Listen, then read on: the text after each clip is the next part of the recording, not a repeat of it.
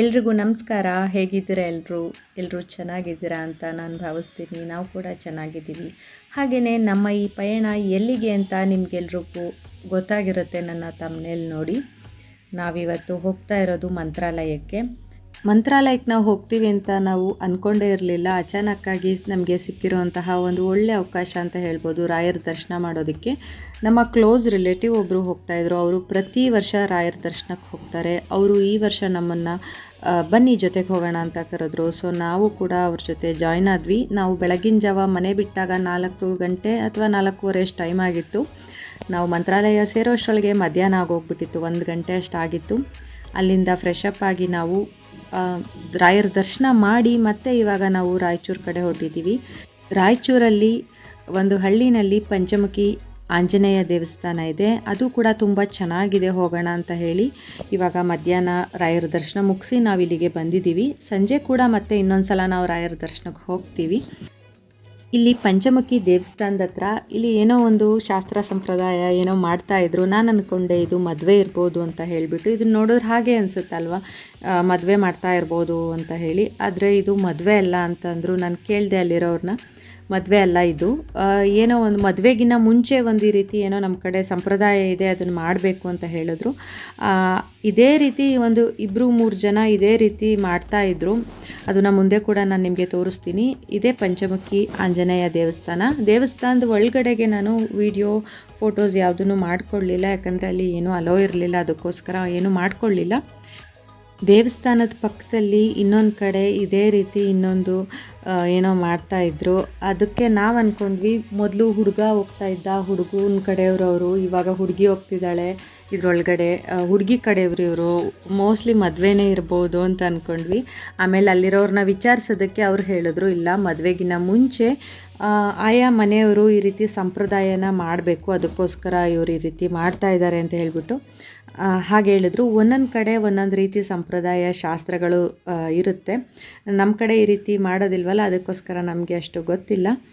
ಇವಾಗ ನಾವು ಹೋಗ್ತಾ ಇರೋದು ದೇವಸ್ಥಾನಕ್ಕೆ ಹೊಂದ್ಕೊಂಡಂತೆ ಇರುವಂತಹ ಜಾಗಕ್ಕೆ. ಇಲ್ಲಿನೂ ಕೂಡ ಆಂಜನೇಯನ ಗದೆ ಇಟ್ಟಿದ್ದಾರೆ, ಆಂಜನೇಯನ ಪಾದ ಇಟ್ಟಿದ್ದಾರೆ. ಅದಕ್ಕೂ ಕೂಡ ಚಿಕ್ಕ ಚಿಕ್ಕದು ಗುಡಿಗಳನ್ನ ಕಟ್ಟಿ ಅಲ್ಲಿನೂ ಕೂಡ ಪೂಜೆ ಮಾಡ್ತಾ ಇರ್ತಾರೆ. ನಾನು ನಿಮಗೆ ತೋರಿಸ್ತೀನಿ. ಈ ಸನ್ನಿಧಿ ಹೆಸರು ಪಂಚಮುಖಿ ಆಂಜನೇಯ ದೇವಸ್ಥಾನ ಅಂತ ಹೇಳಿ. ಒಳಗಡೆ ದೇವಸ್ಥಾನ ತುಂಬಾ ಚೆನ್ನಾಗಿದೆ. ಅಲ್ಲಿನೂ ಕೂಡ ಗುಹೆ ಒಳಗಡೆ ಎಲ್ಲ ಹೋದಾಗುತ್ತೆ. ತುಂಬ ಚೆನ್ನಾಗಿದೆ. ಹಳೆ ಕಾಲದ ದೇವಸ್ಥಾನಗಳಿರ್ತಿದ್ವಲ್ಲ ಆ ರೀತಿ ಇದೆ. ಬಂಡೆಕಲ್ಲುಗಳ ಮಧ್ಯೆ ಎಲ್ಲ ಹೋಗಬೇಕು. ಅದು ಕೂಡ ತುಂಬಾ ಚೆನ್ನಾಗಿದೆ. ಇಲ್ಲಿ ನೀವು ನೋಡ್ತಾ ಇರ್ಬೋದು, ಆಂಜನೇಯನ ಪಾದುಕೆಗಳನ್ನ ಇಟ್ಟಿದ್ದಾರೆ. ಅದಕ್ಕೂ ಕೂಡ ಪೂಜೆನ ಸಲ್ಲಿಸ್ತಾ ಇದ್ದಾರೆ. ಅದಕ್ಕೂ ಒಂದು ಅರ್ಚಕರು ಇರ್ತಾರೆ, ಅದನ್ನು ಕೂಡ ಪೂಜೆ ಮಾಡ್ತಿರ್ತಾರೆ. ಇಲ್ಲಿ ತುಂಬ ಚೆನ್ನಾಗಿದೆ, ವಿಶಾಲವಾಗಿದೆ ಜಾಗ. ತುಂಬ ತಣ್ಣಗೆ ಅನ್ನಿಸ್ತಿತ್ತು. ಬಿಸಿಲಲ್ಲಿ ಹೋಗಿರೋದ್ರಿಂದ ಅಲ್ಲಿ ಸ್ವಲ್ಪ ಹೊತ್ತು ಕೂತು ಬರಬೇಕು ಅನ್ನಿಸ್ತಿತ್ತು, ಅಷ್ಟು ಚೆನ್ನಾಗಿದೆ.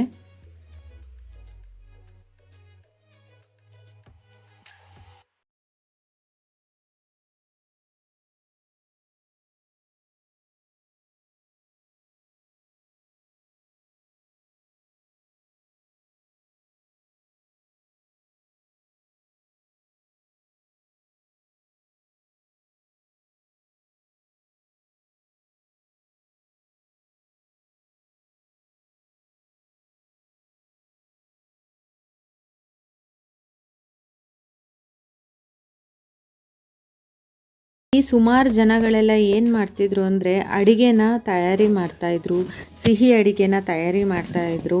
ಹಾಗೆಯೇ ಆವಾಗಲೇ ಹೋಗಿರುವಂತಹ ಮೆರವಣಿಗೆ ದೇವಸ್ಥಾನದ ಸುತ್ತ ಒಂದು ಪ್ರದಕ್ಷಿಣೆ ಹಾಕಿ ಮತ್ತೆ ಬರ್ತಾ ಇದೆ. ನೀವು ನೋಡ್ತಾ ಇರ್ಬೋದು ಅಲ್ಲಿ. ಇಲ್ಲಿ ನೋಡಿ, ಕರ್ಜಿಕಾಯಿ ಏನೋ ಮಾಡ್ತಾ ಇದ್ದಾರೆ ಅನಿಸುತ್ತೆ. ನಮ್ಮ ಕಡೆ ಎಲ್ಲ ಆಚೆ ಹೋಗಿ ಮರಿಯೆಲ್ಲ ಕಡ್ದು ಹಬ್ಬ ಮಾಡ್ತೀವಿ ನೋಡಿ, ಅದೇ ರೀತಿ ಇವರು ಕೂಡ ಇಲ್ಲಿ ಏನೋ ಇವ್ರ ಪದ್ಧತಿನ ಆಚರಣೆ ಮಾಡ್ತಾಯಿದ್ರು. ಆದರೆ ಸಿಹಿ ಊಟನ ಇವರು ಮಾಡ್ತಾಯಿದ್ರು. ಇದು ದೇವಸ್ಥಾನದ ಎಂಟ್ರೆನ್ಸ್. ನಾವು ಹೋಗಿದ್ವಲ್ಲ, ಈ ಕಡೆಯಿಂದ ದೇವಸ್ಥಾನದ ಒಳಗಡೆಗೆ ಹೋಗಿ ಆ ಕಡೆ ಇನ್ನೊಂದು ಮುಂದೆ ಎಂಟ್ರೆನ್ಸ್ ಇನ್ನೊಂದಿದೆ, ಅಲ್ಲಿಂದ ಆಚೆ ಬಂದ್ವಿ.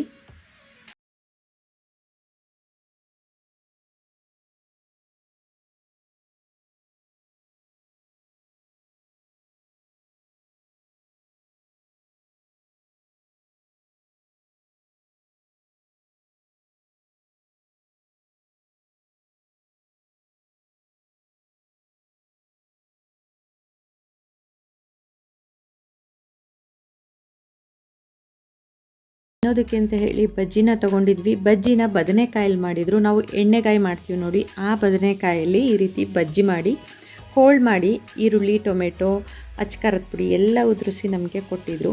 ನಾವು ಅಲ್ಲಿಂದ ಮತ್ತೆ ರಾಯರ ದರ್ಶನಕ್ಕೆ ಅಂತ ಬಂದಿದ್ದೀವಿ. ಮತ್ತು ನಮ್ಮ ರೂಮ್ಗೆ ಹೋಗಿ ಸ್ನಾನ ಮಾಡಿ ಮತ್ತೆ ನಾವು ರಾಯರ ದರ್ಶನಕ್ಕೆ ಅಂತ ಹೇಳಿ ಇವಾಗ ಬಂದಿದ್ದೀವಿ. ರಾಯರ ದರ್ಶನ ಅಂತೂ ತುಂಬಾ ಚೆನ್ನಾಗಾಯಿತು. ಹಾಗೆಯೇ ನಾನಿಲ್ಲಿ ಆಚೆಯಿಂದ ವಿಡಿಯೋ ಮಾಡಿ ಸ್ವಲ್ಪ ತೋರಿಸ್ತಾ ಇದ್ದೀನಿ ಅಷ್ಟೇ. ಎಲ್ರಿಗೂ ಗೊತ್ತಿರೋ ಹಾಗೆ ಯಾವ ದೇವಸ್ಥಾನದಲ್ಲೂ ಅಷ್ಟು ಸುಲಭವಾಗಿ ವಿಡಿಯೋಸ್ ಆಗಲಿ ಫೋಟೋಸ್ ಆಗಲಿ ಮಾಡೋದಕ್ಕೆ ಬಿಡೋದಿಲ್ಲ. ನಾನು ಒಳಗಡೆ ಯಾವುದೇ ರೀತಿ ಏನೂ ಮಾಡ್ಕೊಂಡಿಲ್ಲ. ಆಚೆಗೆ ಬಂದು ಈ ರೀತಿ ನಾನು ವಿಡಿಯೋ ಮಾಡ್ತಾಯಿದ್ದೀನಿ. ಇದು ಆಚೆ ದರ್ಶನ ಮುಗಿಸಿ ಬಂದ ಮೇಲೆ ಮಾಡ್ಕೊಂಡಿರೋ ಅಂಥದ್ದು. ಮೊದಲು ಹೀಗೆ ಇರಲಿಲ್ಲ, ಇತ್ತೀಚಿನ ದಿನಗಳಲ್ಲಿ ಇದನ್ನು ಕಟ್ಟಿದ್ದಾರೆ ಅಂತ ಹೇಳ್ತಾಯಿದ್ರು. ಯಾಕಂದರೆ ನಾನು ಕೂಡ ಮೊದಲನೇ ಸರ್ತಿ ಇಲ್ಲಿಗೆ ಬಂದಿರೋದು, ಮಂತ್ರಾಲಯಕ್ಕೆ ಮೊದಲನೇ ಸರ್ತಿ ಬಂದಿರೋದು.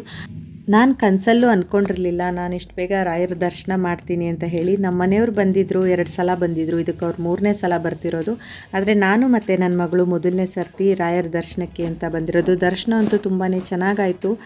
ದೇವಸ್ಥಾನ ನೋಡಿನೂ ತುಂಬಾ ಖುಷಿಯಾಯಿತು. ತುಂಬ ಸುಂದರವಾಗಿ ತುಂಬಾ ಚೆನ್ನಾಗಿದೆ. ಹಾಗೆಯೇ ನಮ್ಮನ್ನು ಯಾರು ಕರ್ಕೊಂಡು ಬಂದಿದ್ದರು, ನಮ್ಮ ಕ್ಲೋಸ್ ರಿಲೇಟಿವ್, ಅವ್ರಿಗೆ ತುಂಬ ಥ್ಯಾಂಕ್ಸ್ ಹೇಳೋದಕ್ಕೆ ಇಷ್ಟಪಡ್ತೀನಿ. ಯಾಕಂದರೆ ಅವ್ರು ಕರೆದಿರಲಿಲ್ಲ ನಮ್ಮನ್ನು ಜೊತೆಗೆ ಬನ್ನಿ ಅಂತಿದ್ರೆ ನಾವು ರಾಯರ ದರ್ಶನಕ್ಕೆ ನಾವು ಬರ್ತಾನೆ ಇರಲಿಲ್ಲ. ಅವ್ರ ಜೊತೆ ಬಂದಿದ್ದು ರಾಯರ ದರ್ಶನ ಮಾಡಿದ್ದು ನಮಗಂತೂ ತುಂಬಾ ಖುಷಿಯಾಯಿತು. ತುಂಬ ಸುಲಭವಾಗಿ ಬೇಗನೆ 2 ಸಲ ನಮಗೆ ರಾಯರ ದರ್ಶನ ಆಯಿತು. ಅದು ತುಂಬ ಹತ್ತಿರದಿಂದ ನಮಗೆ ರಾಯರ ದರ್ಶನ ಆಯಿತು. ನಾವು ಫೋಟೋಸು ವಿಡಿಯೋಸು ಮಾಡ್ಕೊಳ್ಳೋಷ್ಟರಲ್ಲಿ ಸಂಜೆ ಆಯಿತು. ಸಂಜೆ ಲೈಟಿಂಗ್ಸ್ನ ಆನ್ ಮಾಡಿದರು. ಆ ಲೈಟಿಂಗ್ಸಲ್ಲಿ ರಾಯರ ಸನ್ನಿಧಿ ಅಂತೂ ತುಂಬಾ ಅದ್ಭುತವಾಗಿ ತುಂಬಾ ಚೆನ್ನಾಗಿ ಕಾಣಿಸ್ತಿತ್ತು. ನಿಜವಾಗ್ಲೂ ಈ ಥರದನ್ನೆಲ್ಲ ನೋಡಬೇಕು. ನಾವೆಲ್ಲರೂ ಏನು ಮಾಡ್ತೀವಿ, ದೇವಸ್ಥಾನಕ್ಕೆ ಬಂದ ತಕ್ಷಣ ದೇವಸ್ಥಾನದಲ್ಲಿ ದೇವ್ರ ದರ್ಶನ, ಅರಿಬರಿಯಲ್ಲಿ ದೇವಸ್ಥಾನದಲ್ಲಿ ದರ್ಶನ ಮಾಡಿಬಿಟ್ಟು ಮತ್ತೆ ರಿಟರ್ನ್ ಹೋಗ್ಬಿಡ್ತೀವಿ. ಆದರೆ ಈ ರೀತಿ ಒಂದು ಚಿಕ್ಕ ಚಿಕ್ಕ ಸಂಗತಿಗಳು ನಾವು ಕಣ್ಣಾರೆ ನೋಡಿದಾಗ ನಮಗಂತೂ ತುಂಬಾ ಖುಷಿಯಾಗುತ್ತೆ. ಇದೊಂದು ನನಗೆ ಮೆಮೊರಿ ಅಂತಲೇ ಹೇಳ್ಬೋದು. ಮುಂದಿನ ಸಲ ಬಂದಾಗ ನಾನು ಈ ರೀತಿ ನನಗೆ ಸಿಗುತ್ತೋ ಇಲ್ವೋ ಗೊತ್ತಿಲ್ಲ, ಆದರೆ ಸಿಕ್ಕಾಗ ನಾವು ಅದನ್ನು ಅನುಭವಿಸೋದಿದೆಯಲ್ಲ, ಅದು ತುಂಬಾ ಮುಖ್ಯ ಆಗುತ್ತೆ. ಮಧ್ಯಾಹ್ನ ನಾವು ಬಂದ ತಕ್ಷಣ ಕೂಡ ರಾಯರ ದರ್ಶನ ಮಾಡಿದ್ವಿ. ದರ್ಶನ ಮುಗಿದ ತಕ್ಷಣ ನಮಗೆ ಸುಲಭವಾಗಿ ರಾಯರ ಪ್ರಸಾದ ಕೂಡ ಸಿಕ್ತು.